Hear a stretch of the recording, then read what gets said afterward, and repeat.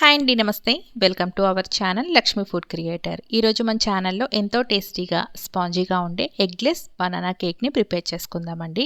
పిల్లలు ఎప్పుడైనా వెరైటీగా అడిగారనుకోండి, ఇలా చేసి పెట్టారంటే చాలా ఇష్టపడతారండి. అండ్ టేస్టీగా కూడా ఉంటుంది. మీరు కూడా వీడియో అనేది స్కిప్ చేయకుండా పూర్తిగా చూసి ట్రై చేసేయండి. ముందుగా దీనికోసం బాగా పండిన అరటికాయలను తీసుకొని వీటిని మనం తొక్కు తీసేసుకొని ఒక మిక్సీ జార్లోకి ట్రాన్స్ఫర్ చేసుకోండి. అలాగే దీంట్లో ఒక అరకప్పు దాకా పంచదారని వేసుకోండి.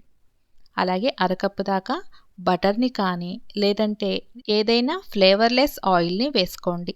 ఇప్పుడు మూత పెట్టేసి ఎంత వీలైతే అంత సాఫ్ట్గా గ్రైండ్ చేసుకోండి. ఎక్కడా కూడా పొలుకులు లేకుండా చూసుకోండి. దీన్నంతా కూడా ఒక మిక్సింగ్ బౌల్లోకి ట్రాన్స్ఫర్ చేసుకోండి. బ్యాటర్ కన్సిస్టెన్సీ అనేది ఈ విధంగా ఉండాలండి.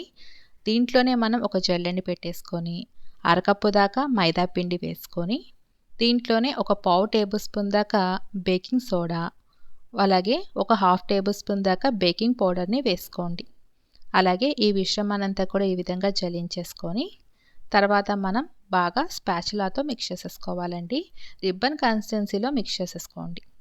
ఇలా మిక్స్ చేసుకున్నాక పిండి ముద్దలు లేకుండా చూసుకోండి. ఒకవేళ మీకు పిండి ముద్దల్లాగా అనిపిస్తే మళ్ళీ ఒకసారి మిక్సీ పట్టేసుకోండి. కన్సిస్టెన్సీ కొంచెం గట్టిగా అనిపిస్తుంది కదా, ఈ టైంలో మనం కొద్దిగా కాచి చల్లార్చుకున్న పాలను కొద్దిగా వేసుకుంటూ రిబ్బన్ కన్సిస్టెన్సీ వచ్చే వరకు మిక్స్ చేసేసుకోవాలండి. అప్పుడే కేక్ అనేది మనకు పర్ఫెక్ట్గా బేక్ అవుతుంది. బ్యాటర్ అనేది ఖచ్చితంగా ఈ కన్సిస్టెన్సీ వచ్చే వరకు మనం మిక్స్ చేసుకుంటూ ఉండాలండి.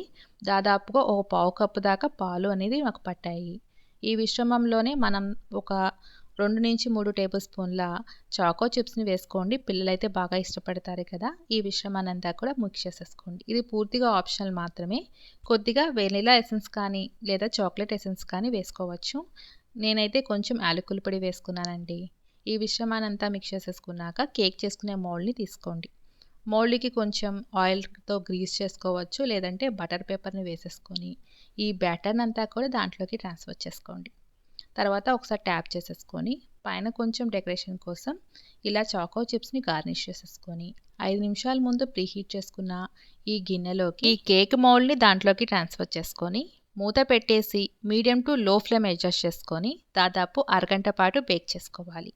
అరగంట అయ్యాక మూత తీసి చూద్దాము. కేక్ అనేది ఈ విధంగా రెడీ అయిందండి. అంచంతా కూడా కరెక్ట్గా మన కలర్ అనేది చేంజ్ అయ్యి మనం ఒక టూత్ పిక్తో ఈ కేక్ అనేది ఏ విధంగా ఉడికిందో చెక్ చేసుకోండి. ఎక్కడ కూడా పిండి అనేది ఉండకూడదండి. అలా అయితేనే పర్ఫెక్ట్గా రెడీ అయినట్టు అర్థం. ఇప్పుడు స్టవ్ అనేది ఆఫ్ చేసేసుకొని ఈ మౌల్డ్ని పక్కకు తీసేసుకొని చల్లారనిచ్చేసి తర్వాత అంచంతా స్క్రాప్ చేసేసుకొని డీమోల్డ్ చేసేసుకోవడమే. చక్కగా ఊడొచ్చేసిద్దండి. చాలా చాలా టేస్టీగా కూడా ఉంటుంది.